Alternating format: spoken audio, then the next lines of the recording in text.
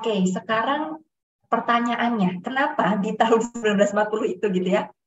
Dan sekarang, sampai sekarang gitu, kita harus memperhatikan kesehatan mental dalam pembelajaran di sekolah. Tadi saya sudah sedikit menyinggung gitu di awal waktu ditanya Awe gitu ya, ditanya Pak Izin, kenapa sih kesehatan mental ini penting untuk pembelajaran di sekolah? Karena berkaitan tadi dengan semangatnya.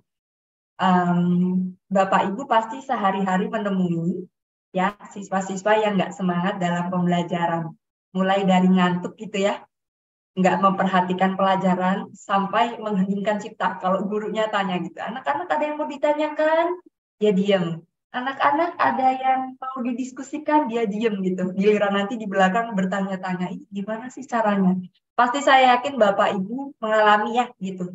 Boleh sambil cerita-cerita di kolom komentar kalau yang nonton di channel YouTube. Boleh Bapak Ibu yang hadir di Zoom menceritakan pengalamannya nih tentang anak-anak yang ditemui gitu ya, nggak semangat dalam pembelajaran di kolom chat gitu. Oke, next. Ini kita juga pasti sudah pernah melihat ya,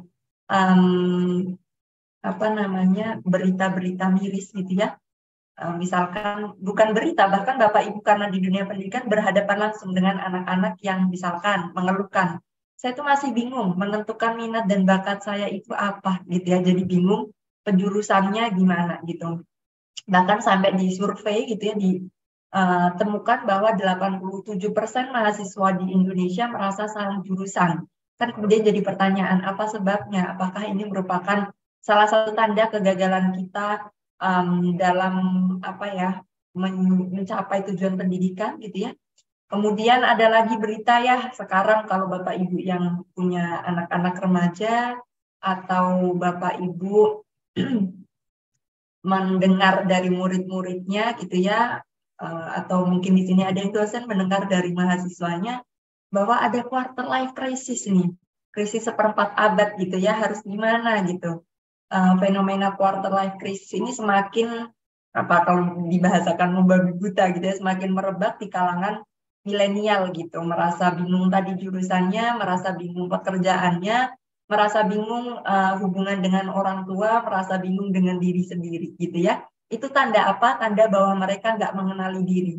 Mulai dari apa yang diminati, profesi yang diinginkan, tujuan apa yang mau dicapai dalam hidup gitu ya. Pasti saya yakin Bapak Ibu menemui hal-hal seperti ini di ruang kelas maupun di masyarakat secara langsung gitu. Oke.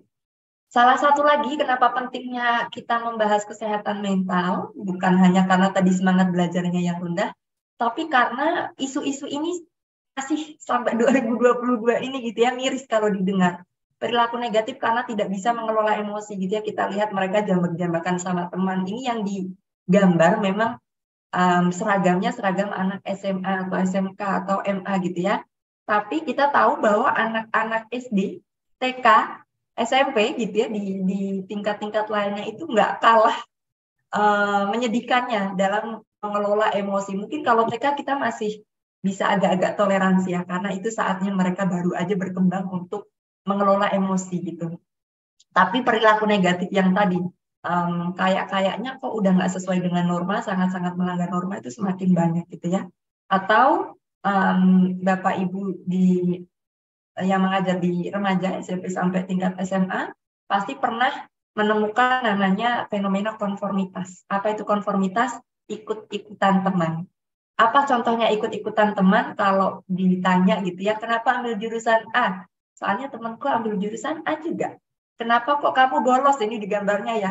Soalnya teman-temanku ngajak bolos, Pak. Kenapa kamu merokok? Ya nggak enak, Pak. Misalkan sama teman-teman sekelas semuanya merokok, masa saya nggak merokok? Pasti ditemui ya, dan itu salah satu masalah kesehatan mental gitu kalau Bapak Ibu tahu. Kemudian malas belajar karena nggak mood. Ini bahkan kita sampai dewasa kadang mengalami ini ya, malas rasanya hari ini kerja karena nggak mood. Artinya apa? Nggak mood ini kan sebuah kondisi ya, yang kalau sekali dua kali sehari dua hari masih normal gitu. Kalau terus-terusan dia beralasan nggak mood, jadi malas belajar, itu yang jadi masalah besar gitu. Artinya dia kurang bisa mengelola nggak moodnya ini, mempengaruhi produktivitasnya gitu ya.